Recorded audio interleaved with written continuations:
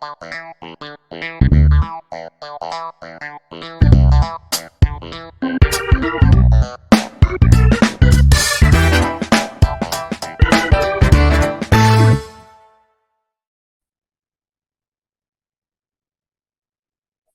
everyone, it's Wendy here again with Raise the Vibe Initiative.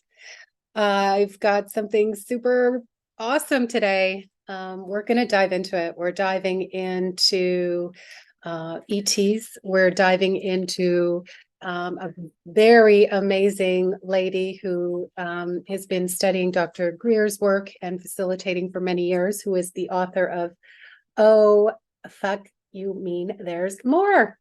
Reverend Lois Gueret is with me today, and we are going to be diving into this book. And it is heavy and it is amazing. And there is so much that she's going to share with us today that is just absolutely mind-blowing. So we have been hearing a little bit about these ETs and what that looks like. And we're going to find out a lot today. So this is going to be a super cool interview. A little bit about Reverend Lois. She offers a number of different services, paranormal consultations, shamanic coaching, shamanic services. She does teaching, mentoring, ministerial services. She also has a number of courses, guides, of course, the book. Her education is immense. I'll have her talk about that with you. And I will also be leaving her website and all of her information to get in contact with her below the video today. The second thing I wanted to say is I wanted to send a huge shout out to an amazing lady, amazing company, and the sponsor of today's show, Hornby Island Soaps. I want to thank Trina so much for sponsoring today's show. Their website is www.hornbyislandsoaps.ca. They're local, vegan, all natural, and made with love. And also my favorite skincare line. I have been using the Super Cream pretty religiously for about 5 years. And, I'm a very natural, sort of organic person. This cream is infused. I say slug it, right? This cream is infused with the oil of calendula, comfrey, St. John's wort, and rosehip. The combination of these herbs help to eliminate skin problems such as eczema, psoriasis, rosacea, acne, and also helps it has amazing anti-aging effects and helps to repair any skin damage that you may have acquired. So I highly recommend this cream. I love it. I cannot live without it. So thank you, Hornby Island Soap, so much for covering today. The combination of these herbs will help you with these problems. And what she's explained to me is that, the idea behind any type of skin issue or aging skin problem is inflammation. So this cream really helps to reduce the inflammation, which all skin problems are. It reduces redness, itchiness, any irritation at all that you have on the skin. And the herbs also speed up cell rejuvenation, which helps heal the skin and any forms of aging. If you don't have any skin issues, the herbs themselves also help retain moisture in the skin, which eliminate the appearance of wrinkles and tiredness. And one of the reasons we age is our skin cell productions slow down. So these herbs are really going to help to speed them up. There is no alcohol, does not dry the skin. It is a beautiful olive oil base, which is the same pH balance as the skin. So it prevents it from being oily or dry. It's a very concentrated product. You don't need much, so a small jar will last you 6 months, and the larger jar will last you a year. So if you're interested in trying out this delicious cream, please go to hornbyislandsoaps.ca and enter Super Cream 10 for 10% off. And last but not least, I have one more announcement. I am incredibly excited to let everybody know that the show is now going to studio. So we are actually going to be officially launching our podcast October 1st. The name of the podcast is Energy, Wisdom, and Tea. I'm going to be inviting a lot of amazing guests in to have tea with me. We're going to be diving deep on all kinds of controversial topics.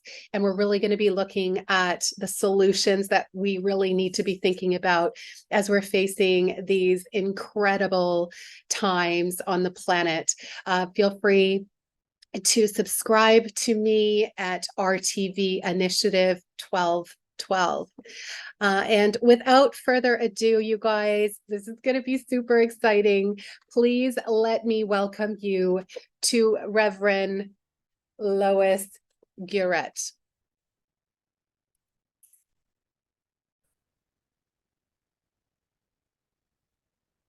Hey, everybody. So, as promised, I have Reverend Lois Gueret, the author of, oh, can I say that? Yes, she can say it. You mean there's more? This book is just it's amazing. I love this book. It's definitely been gone through a couple of times. So I'm so excited to have you here today. Thank you so much for coming on. And I'm really looking forward to diving deep with you. You're welcome, and thank you for inviting me to come on. Of course. Of course. Reverend Lois, maybe for the guests, I have already given a brief introduction about who you are, but maybe you could tell us all a little bit about who you are and what you're doing in the world at the moment. Okay. As you have already stated, I'm an author, but I'm also a psychic spirit medium who has a predisposition for rescue mediumship. I've done studies in divination and several healing modalities. I have a bachelor degree in metaphysics, so that gives me my ministry. That's why I'm a reverend. And I also am a CE5 facilitator. What am I doing right now? I'm stumbling and trying to find my way like everybody else is during 2023. And my focus is on promoting the book, but I'm also starting again with my paranormal consultation work. Mhm. And I've been doing psychic fairs and markets this year, mostly for the book promotion, but I've got some products that I'm also promoting at the same time. Yeah, I was lucky enough to meet you at one of those fairs, and it was really remarkable to actually, connect in with you and find out about your work because it is very interesting. You do offer a lot of support for people, and I don't know much about what paranormal consultations are, and maybe some of the viewers as well. So maybe you could tell us about what that actually looks like. Well, because I'm mostly a rescue medium, and that means that I'm able to tune into a large area Okay. and that I can help people who are having supernatural or paranormal experiences in their life and help them find their way through them. Uh, when I say paranormal consultation, I'm not referring to an investigator. I don't investigate. So it's nothing like the TV shows and stuff like that. What Hmm. I kind of do is sort of unravel based on what the client is telling me is going on in their life. And then I put together some solutions or countermeasures is a good term to use to help them figure out what's going on and the best way to approach it. All of my practices as a paranormal consultant are based on the person's belief. So you could say they're interdenominational, if that makes any sense. I'm not sure. So, I don't know what that means. What is interdimensional? interdenominational, National. Okay. yeah. And so that means that the metaphysical ministry that I practice and what I practice as a psychic and spirit medium and a rescue medium means that it's based on the client's beliefs Mm. rather than my own personal beliefs. I see. So a lot of the things that I do are tailor-made. I don't think that I've ever had the same uh, solution for any client, if that makes sense. Okay.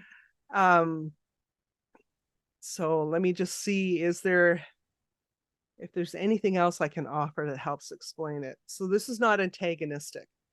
I don't antagonize anything. I come to resolutions. So say somebody contacts me saying they believe that, and I'm going to use my own language here, that they have something lowered and slowed that's affecting their lives. For me, it would be a negotiation until we get to a point where that is no longer a problem. That's no longer an issue for the client. And then to top that off, I make sure that I teach them how to maintain or manage. I usually go in there and say, okay, well, you're going to smudge your house. I'm not going to do it Right. because there's no point in me removing things and then have the client think that they need to be dependent on anyone to maintain or manage it. I don't believe in that. Right. So how would one come to the conclusion that perhaps there is some type of a paranormal, you know, entity, I guess, or paranormal experience that they're having? What would be maybe some things that they might notice in their life or come up against to understand that? Well, it these days, okay, so when I first started, it was completely different. I did a lot of work with hauntings and residual imprints and stuff like that. These days, that is not going on as much as it used to. So it's a rare thing. What I have most of the time these days is individuals who are on a spiritual journey. Um, and I've heard other people call it this. I've called it like this before, and that's they've come out of the spiritual closet and they're all of a sudden discovering that there's all these other aspects to life that they didn't realize were there before. They've been going all along, but now they're seeing them or they're sensing them or they have a knowing about them. Right. And coming with that is okay, well, there's some things that I want to change in my life. Um, at times, it means that they're noticing, they try to get their life balanced and back on track, and then something comes along and trips them up. Or they might be experiencing something on an empathic level. So they might have problems, high anxiety when they're driving home from work, when they have to pass a certain area. Or they might find that there's a difference in the way that they're sleeping at night. Maybe they're getting messages in their dreams, or maybe they're experiencing things at night when it's dark out. It's true that there is so I'm going to use a Hollywood term here. There is a witching hour. So except mine would be like between 1 and 3. Quite often people have experiences that they need help with explaining. Okay. So that would be how somebody, and then there's this really neat thing that happens, and quite often people stumble across my information by pure coincidence. Mm-hmm. So Yeah. there's some kind of divine, or we could say celestial or angelic force that's out there trying to help people out too. That's interesting. And thank you for clarifying that. One thing that popped to my mind was, and this I guess I'm seeing in the collective, and I think we're all sort of dealing with this to a certain degree, is this issue of addiction. Oh Um, gosh, yes, yeah, and I'd yeah. love your thoughts on that, because I've heard, that oftentimes can be some kind of an energy that might be sort of connecting, or, what are your thoughts about that? So when you say addictions, are you talking about a broad based or are you talking about substance abuse? I would say, well, I kind of feel in a way that addiction is addiction, because it could be sexual addiction, it could be food addiction, it could be substance addiction, but it's all essentially kind of the same thing, I think. Yeah. Yes. In lots of ways, but I guess there'd be varying degrees of that. But what are your thoughts around, addiction, and then with your experience and background, how do you explain that?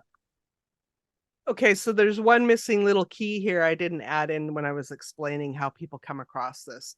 And Mhm. that usually is that they have some sort of ability or latent ability that they're just, for whatever the reason, discovering in their life.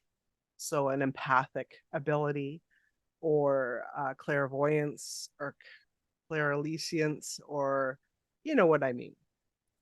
Or they'll discover that they've had a psychic predisposition all along. I am finding, and I've known this all my life, but there was a lot of people in my family that were alcoholics. Mhm. And a lot of people, when I first started getting into this, that was back when I was 17, who were also dealing with addiction issues. And what came out of my experiences and what happened when I first started into this was an understanding that alcohol, or say gambling or eating addictions, they help you stop the abilities from happening. So a lot of people who end up in a addiction spiral of some sort are trying to avoid things that they're experiencing because they don't really understand them and they don't know how to control those abilities. So you could be having bad dreams, so you end up taking medication to get to sleep at night, not knowing that those dreams are a way of trying to get you to pay attention to what's going on in your world and maybe give you a message on how to correct it, but they're just coming across as nightmares at the time it starts. Mhm. So Mhm. you take a pill to get to sleep at night, and you do something so that you don't have to end up experiencing that. And then it all just gets muddied and mixed up. Eventually, you come out of that, and everything hits you like a 2x4 up the face Right. because you've been denying it all this time. You did all this stuff to try and stop it from happening. And then eventually it's like, okay, your spirit, your higher consciousness or whatever says it's time for that to stop. It's time for you to become healthy and whole and fully embrace yourself and what you're capable of and feel empowered for the first time. So my understanding of addictions is, that's the root of it. It does cause damage. So addictive behaviors do cause damage on a spiritual and energetic level. Uh, let's say with substances, Mhm. for example. There's often, when I work on a healing level with someone who's been using drugs, they will have uh, tears and rips and fissures in their auric field from that, and then have a bunch of negative attachments associated with it too. Mhm. So it complicates Mhm. the problem. But the real root of it is that most of these people have abilities and they haven't had anybody help them with them. They usually started in childhood. They've been misunderstood by the school system. And I really believe on a psychological level what Gabor Mate says about childhood trauma being the root of these addictive behaviors. Yeah. So Yeah. I look at it from a spiritual point of view because if there was somebody there to spiritually guide, we Yes. don't have that anymore. People have walked away from organized religion for a good reason. And there really hasn't been anybody to step up and say, okay, well, I'll help these people out. Right. Yeah.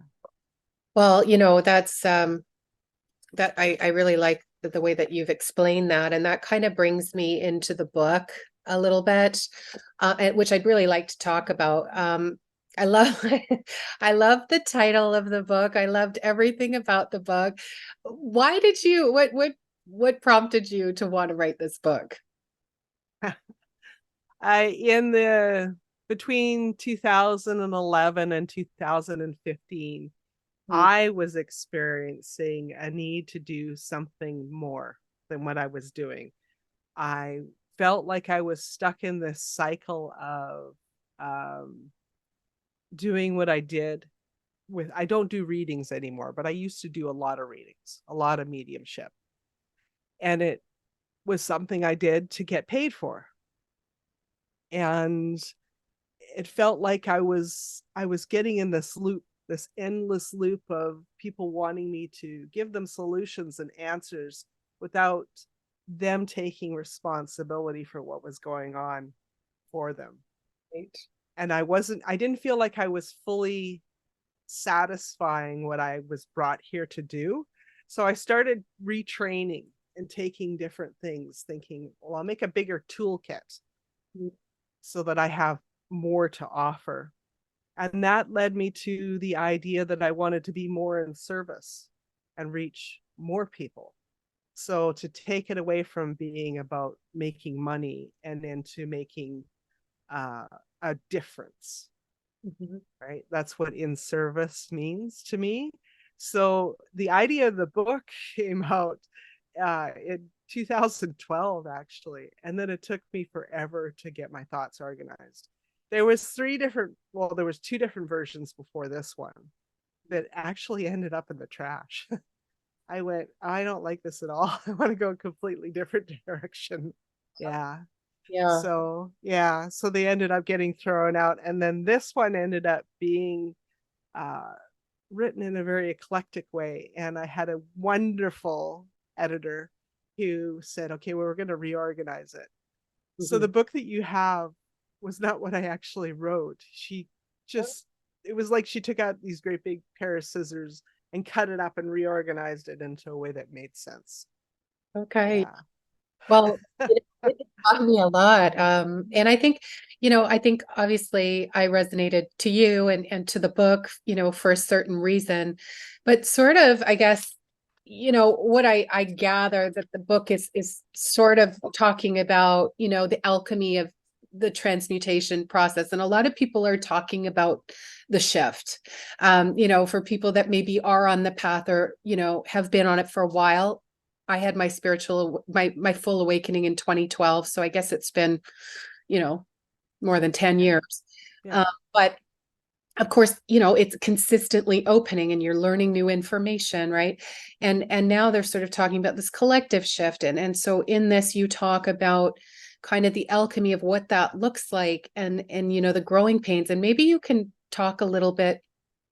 I'm hoping I'm coming across and communicating effectively here, but you can talk a little bit about collectively what we're dealing with, and then also personally what we might be experiencing on that level. Yes. Yes. So if I'm not mistaken, some other words we could use to explain that would be moving from third dimensional to the fifth dimensional. Yes. And currently we're still in the fourth dimensional. This is not something that can happen overnight because we have a lot of change. If you were to look at it from Stephen Greer's point of view, or some of the ET or UFO community, they would say we're trying to ascend to a level 1 civilization where we stop damaging the planet to make our fulfill our needs for just basic life. On a spiritual level, we've been going on an alchemic shift because we realize that dogmented, very structured religions are limiting and don't really encompass the needs of the individual at times. And plus, they're surprisingly, there's a lot of corruption in organized religions, and that talks about everything from Islam to Catholic to Christianity. And I know that might upset some people. I'm not saying this to try and upset some people. Um, there, there's the idea that so if we were to say, and this is a statement from a friend of mine, and I'm paraphrasing from a long time ago. If you were to say we're all in search of what you would check off as other on the census form when they ask you about culture or religion or whatever, and you feel like, oh, I'm just going to check off the other category because you don't fit into a box. You're experiencing things that that you can't go to someone in an orthodox religion or a dogmatic religion and say, hey, can you help me out with this? That, my grandmother's showing up at the end of my bed at 1 o'clock in the morning. What does this mean? You're most likely going to end up in a situation where, the person you've gone to feels uncomfortable. Yeah. Yeah. So the shift is happening. The growth on an alchemic level is happening to us individually with our spirituality, with our DNA, with our energy fields, with our intellectual standards. On an emotional level, it's happening to us on all levels. In the book, I talk about the changes in our chakra system and our energy bodies, how we've become more. Yeah. And I know I'm really outside the box with that, because there's a few people who talk about the expanding chakra system, but they normally put it in the And in the upper. yeah. But that's the chakra system that I see when I connect to people on an energy level. Okay. Yeah. So, and in the book, I call them major minors, I believe. Mm. And I did research with clients when I first came up with this, and we came up with the clients and myself, and some of my students came up with the definitions that I have in the book. Yeah. Yeah. So we have an expanding auric field. We're no longer 7 chakras. We're 13. There's 5 more in there. And our energy bodies are bigger. All that junk DNA that you see on a biological level has come into play and has been ignited. This is all happening because we're moving. I'm sorry, I'm going on here because it's important. We're moving from 3rd dimension to 5th dimensional space, and we had to change on all these levels. We're also moving from collective consciousness to universal consciousness. So that's a spiritual ascension. Our capacity on an intellectual level has changed. We see that in our kids. I believe that a lot of the things that are going on with our children that society wants to change and medicate are actually us ascending or us evolving into something else, and it's misunderstood, and the school systems haven't really caught up to how to deal with that properly. Agree. So we've also got solar activity that's helping the planet and us, so we're getting energy from the sun. And I know this sounds really woo-woo, but given time, if anybody wants to contact me, I can give you a whole bunch of research papers that are showing that this is happening. And we have, starting in the beginning of 2022, we started to get energy that's coming from galactic center. I think it's called, the area is called Sagittarius A, and that's where that black hole is at the galactic center. We're actually getting energy from that. And I had been told this in 2022 by my guides. And then about a month ago, I found research papers on it. So I know that I can actually talk about that from a scientific point of view too now. Yeah. Well, yeah, I mean, I've been on this journey with a few different guests, and a lot of them have been talking about this galactic energy. And it is interesting. I certainly feel that there's a shift. And I want to talk with you actually about some of your work with Stephen Greer. But before we do that, I want to sort of just stay on track. Yes. Yeah. But so okay, so I found that it was really interesting. I've been researching the way that we're sort of upgrading the DNA, what that looks like, sacred geometry. This is leading me now to you speaking Yes. on, the energy body and how it's upgrading. And so now if these chakra systems have upgraded and we're experiencing this, what would one experience after this shift? How would they kind of know that this is taking place for them? Things get easier. There's less drama. we're moving away from being so dramatic. Right. So that for me means there's not such a big pendulum shift. We're just going to be in a little spectrum. It doesn't take away from those really powerful, dramatic things that we emotionally experience.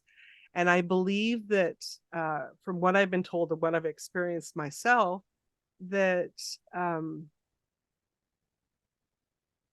love itself is not just going to be an emotional reaction, but it's a force like gravity. When you get there, you're going to realize that all of a sudden there's this great capacity, and it's different than what we were experiencing before on a third dimensional level. The closer we get to the fifth dimension, the more that's going to be apparent. It's a force. And a beautiful one at that, Yes. leads me though to this is where I've been finding a challenge. And that, okay, well, you know, I don't quite fit into that old space anymore. And so I Yeah. had to make a leap into this new space, which Yeah. I don't know. I mean, it's in unfolding, and I've understood that I have to trust the unfoldment of that. But then there's a part of me that still thinks, and I guess that is part of our programming, right? In the third dimension of this idea that you need to survive and you need to work hard and you need to do all of these things. I've never bought into the system, so to speak. I've been able to sort of see outside some of these systems, but I go, okay, well, I mean, I worked, as a business development management manager for years in sort of various forms of like sustainability and corporate America. And I mean, I'm like, no, that does not fit with me anymore, like at all. Right. And I think, and the universe is providing. And I'm very grateful that it's providing in the way that it is. It's not what I had figured it looked like. And sometimes I think, well, maybe I could go back to that. And then I think, I just have this feeling like, oh gosh, like that is just never going to work again. So, how do we find the balance between, where we're sitting now and still having to be on the earth, so to speak? Yeah. I mean, we still have to see other people You and still have to be physical. Yeah. human, right? Like, okay, so now we're trying to be human in a group, around a board table seems very difficult to me. My table is very different now. There's a bunch of healers and beautiful people around it, however, but it's a different energy. So what Yeah. is your advice around that? Well, I think that the old saying or proverb that God helps those who help themselves, but I wouldn't necessarily say it's God. I'd say the God of your understanding, or the universe helps those that help themselves. We're more in control than we think we are, and we're in a time right now that has a whole bunch of uncertainty, but that's in place because we're supposed to be the ones who are figuring it out. Yeah. We're the ones we've been waiting for. Yes. Yeah. Yeah. I love. So when things like that come up and there's a whole bunch, like when I experience it myself, to me, that means that I need to be paying attention. And as woo woo as it sounds, I talk to nature a lot. I have trees that I go and visit and have conversations with, Yeah. and I do get responses back. Um, I'm not afraid to ask for help anymore, ask for guidance. I don't think that I need to be that tough person who does everything myself. Uh, we're we're changing from being duality to being unity and more of a communal environment, and that's okay. It is a little bit frightening Yeah. right now. Like, let's just say, for instance, if you were to take the topic of artificial intelligence and how we have such a division, there's some people who go, oh, okay, well, no, we're not supposed to be going that direction. And then there's other people who go, well, isn't that fascinating? Yes, I want to know more about what that would produce. That's a good example because it's showing us that we're more in control than we think we are. Mhm. And we are experimenting and exploring. And there is going to be things that are like that come up more often in the future as we figure this all out.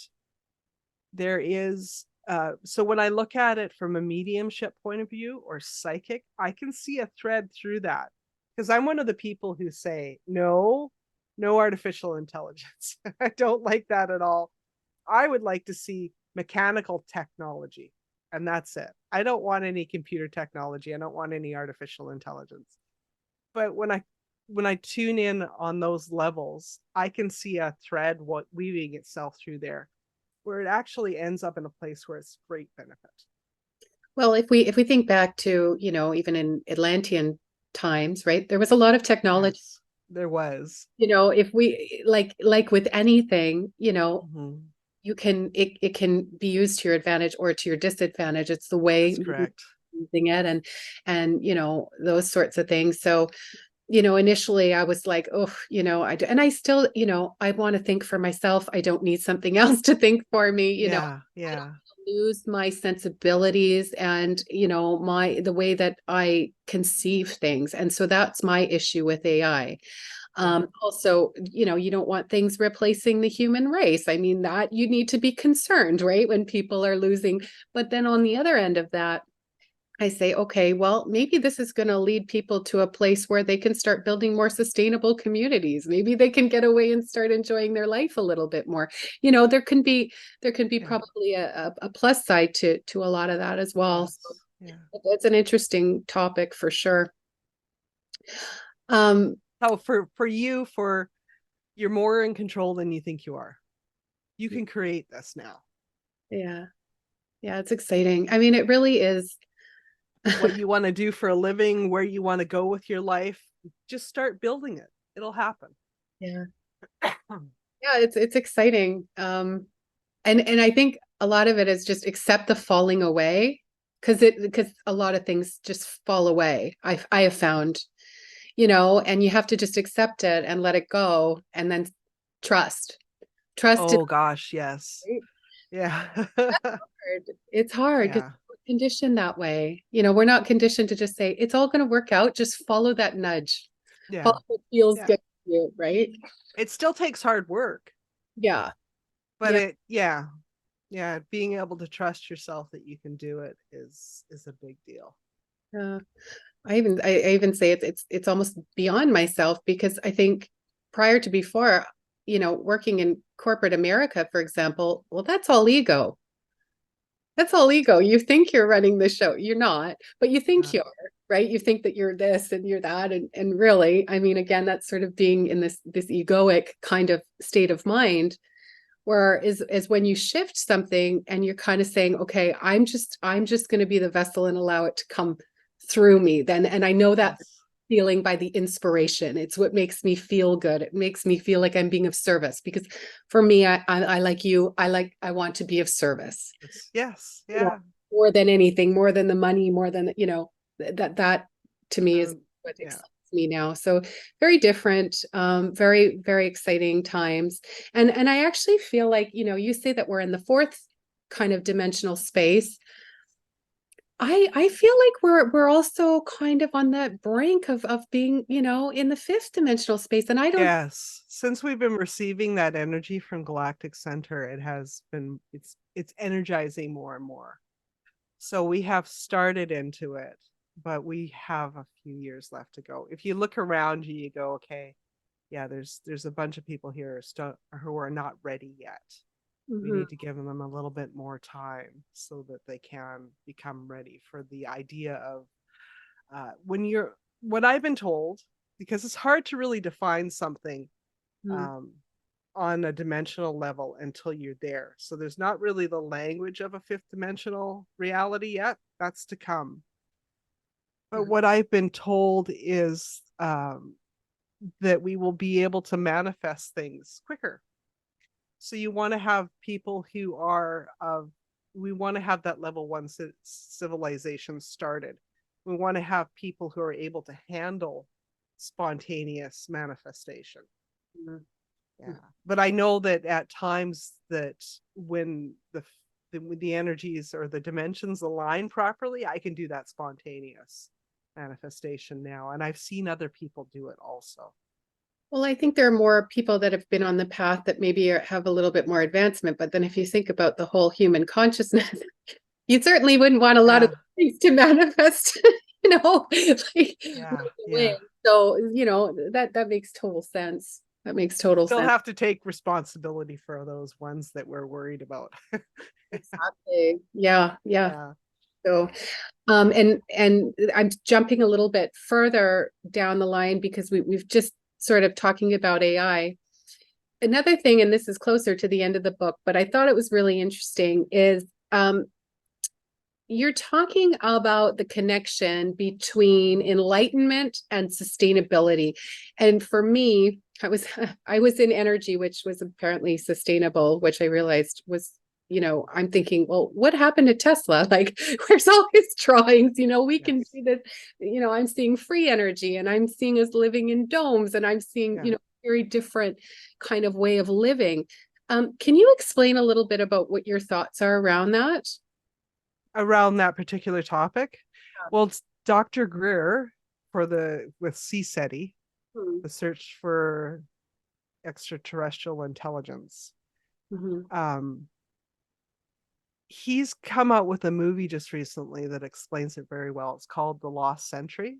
So I Mhm. recommend to all your viewers if you can get a copy of that, or you can find it someplace where you can watch it, or go over to a friend's house who's bought a copy and take a look at it. He talks about that specifically, and that the technology has been there for a long time, but it's not financially lucrative for those who want to continue to have control. There's something recently that has happened that has shifted that, and that is whistleblowers who have information about extraterrestrial interaction with this planet are no longer penalized or held by the non-disclosure agreement. And there's an order in place. I think it's got 4 months left where those large companies like Raytheon or Lockheed Martin Skunk Works, they've been ordered to disclose to the government any of the technologies that they have that's reverse engineered. They have to. They were given a 6 months window. You have to release this. So they can no longer monopolize what it is that should be planetary. Those technologies already exist. Uh, Anti gravity. There's a bunch of different ways of similar to Tesla, where we are no longer dependent on nuclear or coal or the petroleum industry, or none of them that are dirty anymore Mm. are already available. A level one civilization is defined by not depleting resources and having an energy source that doesn't deplete resources. We already have that. We could be a level one civilization globally and take ourselves into a new paradigm completely if we can get these people who are greedy and holding on to this technology to let go of it so that it's available to the entire planet. It will take a lot of thought and figuring out, because you're talking about moving away from the archaic system of being a dollar. Yeah. You're going to have to redefine what currency means. Well, and I think that's all sort of happening now. Yeah, yeah, it is. But And it just like everything, all this new tech, all these new ways of doing things can become weaponized very quickly. So that's where the caution and the going slow is all about. Is we're trying to do it in a way that it's beneficial rather than detrimental. We don't want a central bank digital currency, a CBDC, that's going to take away our rights and end up being a social credit system. We and want it to be of a benefit to the entire planet, more of a universal income type of scenario rather than, yeah. and then that one too is, I don't know that either is the answer. I am seeing, going back to metals, I'm seeing bartering systems and I'm seeing Yeah. growing your own food. Like, Yes. and Yes. Well, decentralized. yeah, I think that Yeah. I see that that could be maybe one of the ways that we could go. I'm certainly Yeah. hoping that that's going to, Yeah. yeah. But we don't Yeah. know for sure. There's so many different energies and forces, and I think There is. one thing I will say is, the community that of people that are watching this show and the community of people that I am connecting with are very awake. Like, Yes. not this is not news to many of them. No. They're kind of Yeah. and so there I would say that it's pretty mass, like the awakening on a global scale is it's pretty big. It's pretty promising, isn't it?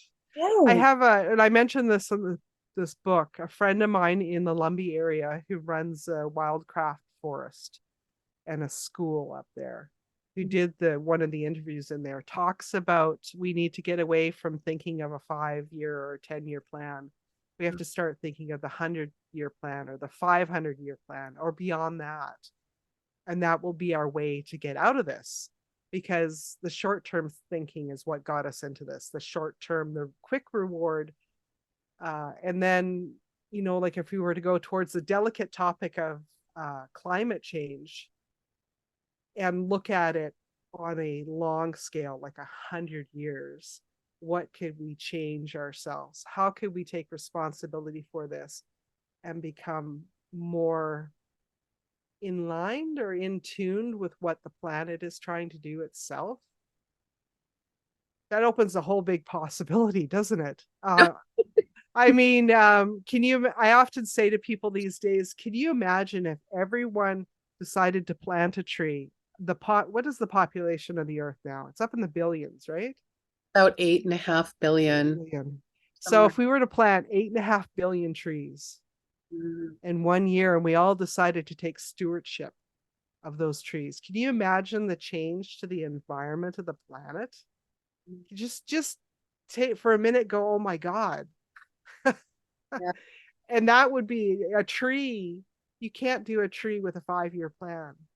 A tree has to be long-term thinking, Yeah. because they only really get to their full beauty when they're 100 years or beyond that, Mm, right? that's Yeah. beautiful. Well, I love that.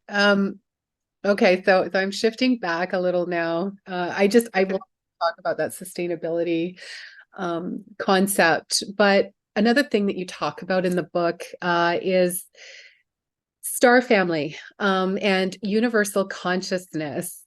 Can Yeah. you touch a little bit on that for us? Well, you know that I'm a advocate for the CE5 contacts. And just for the audience, in case you don't know yet, because some people still don't know, CE5 stands for, the scale, uh, CU1 to CE5. So it's close encounter. That's what CE stands for. So a close encounter of the fifth kind is an earth-based request done with meditation and remote viewing, where you get together with a group, or you can do them solo. And we've got it set up so that it's a specific time every month that this happens, for protection. That's for yourself and protection of your star family. And you reach out to the universal consciousness by raising your own frequency with meditation and through remote viewing and connect in. Mhm. I truly believe that we were on the cusp of being a, uh, instead of being an earth based society and humanity, we're on the cusp of being a more galactic or universal player in the big game. I believe that there is many people from other planets and other systems that are here now in the physical, in ships, that are trying to be supportive of us and to help us along as best they can without interfering with what's meant to be our free will. Mhm. So as you know, I've been doing the monthly CE5 contact nights since 2011 in various different forms. At first, I was just a participant, and then my husband and I spent 2 years in Newfoundland, and I had to pull on my big girl socks and decide that I was going to be the person who was running the group instead. And I've pretty much been doing that since then. Yeah, it's an interesting group. I've been lucky to be a part, and it's been I learn a lot from you. So thank you for It's amazing. It's amazing how many people are having experiences just on their own. It's just like out of the blue, all of a sudden they'll have some sort of contact experience. Mm-hmm. Yeah. Yeah. Well, I mean, it just when you open your mind up to just how vast the universe is, it's pretty interesting for sure. Um, well, I guess then that would probably lead me to just sort of this last part. For so as we're opening up to this new energy, let's say, or we're sort of shifting into this new uh, dimensional space, we'll call it, maybe. I don't know. Yes. Um, we're obviously going to become more in tune with certain things, or we may start experiencing things a little differently. Can you explain what some of those, should we call them abilities? I don't know. What do we call them? Some of these ways that we're going to start feeling things differently than we may have prior. Oh my goodness. Well, I touched a little bit about the fact that love is going to become a force rather than just an emotional expression Yes. or assimilation. It's going to be a force. Mm. I find that the complexity of people's abilities has changed. So I'm going to talk a little bit about somebody that I've just currently been working with who has a high capacity for telekinesis Mhm. and is also incredibly clairvoyant. Okay. Yeah. The kids that are being born into the world these days are coming in with a full set of abilities, which puts them in a whole different category. I have family members that I've interacted with who are under the age of 10. Uh, at one time, it was at the age of 3, where the abilities were just, you know, they were going through stuff that I didn't get to experience till I was in my late Boots teens. flying around the kitchen. No. More that they had a unique understanding of what was going on around them. Mhm. They saw things completely different than the adults, Right. and completely different that I would have at that age. Mm. The capacity to focus, to be able to track, to accept themselves and what they were seeing is incredible to me. So I guess what could we expect? I have found since we started this last phase of evolution, because in the book I talk about it having started in 1999. So let's say from 2012, when we all really experienced that last really big jump, um, the abilities have been different. Have you had any experiences with literature that you really loved? Is the book that really spoke to you when you first started, right? And then say 5 years after you first started, you picked it up again and you went, well, I don't know that this really resonates with me in this time frame. And then another 5 years go by and you pick it up and you go, no, this isn't even part of it anymore. Everything is so different. Mm. um, and I think I might have mentioned this in the book too. At one point, I started describing it as if we were the hardware. We were the hardware in the computer system, Mm. and we had all gotten new hardware. It was all upgraded, and now it was up to us to start downloading the new software to figure out how to use it all. Yeah. So that's part of what is going on as we move forward, and will continue to go on. We'll Mm. have a little bit of a plateau when we get to the fifth dimensional energies, but it's going to go on beyond there. I'm already having conversations with people about ninth dimensional energies. Yeah, well, there's so many. I think Yeah. different people have, maybe come in from different, spaces in that respect. Yeah. Um, so one other question that this is just sort of coming through for me. I've noticed the last little bit that I do feel that my energy body is continuously, I'm going to say almost upgrading in a way, or, shifting, so to Yeah. speak. But I've never ever felt these symptoms that I have felt more recently. Recently. Okay. All tend to be in the lower part of my extremities, the legs, the feet, the part that, the upper's good. It's all up somewhere else. I'm having maybe that, would you say that that is happening? Because you talk about the Earth star. Yes.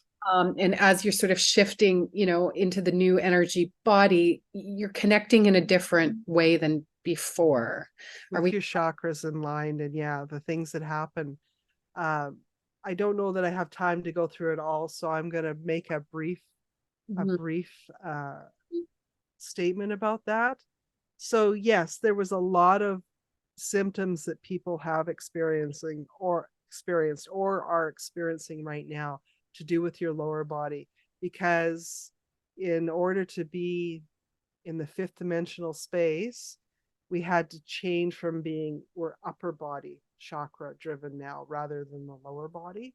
So there's a certain, and the lower body chakras are more physical, they're more tactile. They're still there, but we're functioning in the upper ones now. This was so that we stopped manifesting in the uh, astral realms and started manifesting in the celestial realms, which is what we will, it's a higher vibrational frequency that we're meant to be working with. So that has changed, and that continues to change as we go along. So will Sorry. Every once in a while I get interrupted by one of my guides. They step in here and try to say something. So I'm just going to grab a hold of that because they'll probably be able to do it better than I was. I wonder if the physical pain will release. It will. Okay, so what they're asking me to bring it into this is a topic that I don't want it to sound like I'm talking about something that's negative or lower or slowed. But we do have what I'm now calling human environmental effects or influences that we have to adapt to before it all settles down. So there's some things that are going on in our environment that are not beneficial to us when we're trying to uh, become something more, when we're trying to evolve. We don't need all the uh, cellular radiation, all they're calling it now, the new term instead of direct energy weapon is non-lethal weapons. We don't need the Wi-Fi. It's part of the bigger picture. In the long run, we have to go through all this stuff to get to where we're going. However, it's interfering with us and our evolution. A lot of the symptoms that I see right now are related to that. A lot of the things that people are really struggling with, it's due to having that going on. And I just mentioned something very minor, and these are things that are easy to follow through with and understand. And you can research them on the computer and find out that they're actually out in plain sight now, the things that I was talking about. And that What would, we don't, sorry, pardon me, sorry, go ahead. I didn't mean to interrupt you there. that's okay. Uh, what we're not seeing is the stuff that's really affecting us. There is a lot going on with scientific studies, scientific breakthroughs that's affecting us. And I don't want to go into naming names or talking about particular projects or studies that are going on, but just start. I think everybody would benefit from just paying attention to what's going on in their neighborhood. because if we think that there's so many people who are sensitive to what we know of, just think of all the stuff that's beyond that, because they don't tell you about what's going on when it's going on. By they, I mean your the Yeah. companies that are making all their money off of us. Right? Yeah. So this design, everything is right now is being driven by money. And there's projects even in BC, and I can't tell you about this one, but I came across one just recently that's between BC and Alberta that's concerning me greatly, because when they turn that thing on, I have no idea what's going to happen to everybody. I don't know how it's going to affect us, but it's big. It's beyond anything that I've encountered or experienced before. Well, Yeah. but I think we also have encoded in many of us these ancient technologies of electromagnetic chaos elimination and Yes. Yes. So pay attention to what's going on, get the knowledge, and then use your intuition and use your connection to your other lives and all that old factory knowledge that we all have been given yes, through DNA and through our soul evolution. I'm somebody who believes that we don't have that we don't have linear lives, that we have parallel. So you can access anything on your own personal timeline anytime you want to, and gain benefit from that, from the knowledge from that. I don't every one of these things that they do can have a negative side, and like you were saying, can have an upside. So as long as you have the knowledge about it, you can find your way to the upside and help us adapt. Because when I talk about spiritual evolution, I'm also talking about us evolving as humanity on a whole. And they've forgotten that. They have forgotten that all these things that they're trying to do to keep us under control. So we're good factory workers. they They're gonna, are us. We're all one. So they're, yes, yeah. Anyway, yes, yes, yeah. you know, you are such a blessing to be able to sit down and chat with. I just absolutely adore you and all of your work. Um, it's been such just such an interesting time. Now, the last question, because I know that you've got some things that you want to move on and you're going on a trip. But I do have one last question, and that is, I wonder about what you have foreseen is coming in the future regarding this disclosure. So we've just touched on disclosure a little bit. Yes. Okay. Um, Maybe you can leave us with some disclosure and then tell us what you foresee is coming in the future regarding the disclosure movement. So what I see is a little bit different. Yes, we are going to have contact with a race of beings that's outside of our planet. Yes to that. But first, I think we're going to have contact with something that is uh, sharing our planet with us. Mhm. And there will be proof of that. Contact will be made that way first, so that we can accept. It'll be easier for us to take that as a baby step to extraterrestrial race. Right. And I think that that's going to happen. I think it will happen not in downtown Vancouver. It'll happen in some little community in the interior of BC that no one has really heard about, and it'll probably be a younger person who comes across it first, rather than being a skeptical older adults who might think, oh, we should attack this before it attacks us, type of There's scenario. Yeah. they've seen a few things. And for the guests, Lois, where are you located? I imagine you probably do Zoom, but where are you located if they would like to reach out and work with you? I do Zoom, but I'm working right now in the Fraser Valley. There's Oh, only a couple occasions when I can go up to the interior, and that is only during the nice driving season, because I don't drive on snowy roads anymore for long distances. But yeah, pretty much anywhere in the lower mainland, I can come to you, or, we can go through that process. I'm not doing readings anymore, but I have a whole bunch of other stuff that I do work with my mediumship abilities to help people out. So I know we get an audience that's maybe a little bit more global, but that is in Vancouver, not too far outside of Vancouver, British Columbia, Canada. But then I guess if they wanted to reach out from other ways, they can get in touch and connect with you via So Zoom. there's my website, Okay. which is West Coast Enlightenment, all one word.com. Okay. If you Google my name, my website pops up.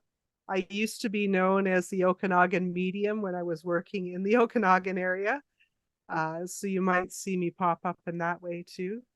Uh, yeah. So if you Google my name, Reverend Lois Gueret, Guret, you'll find me that way too.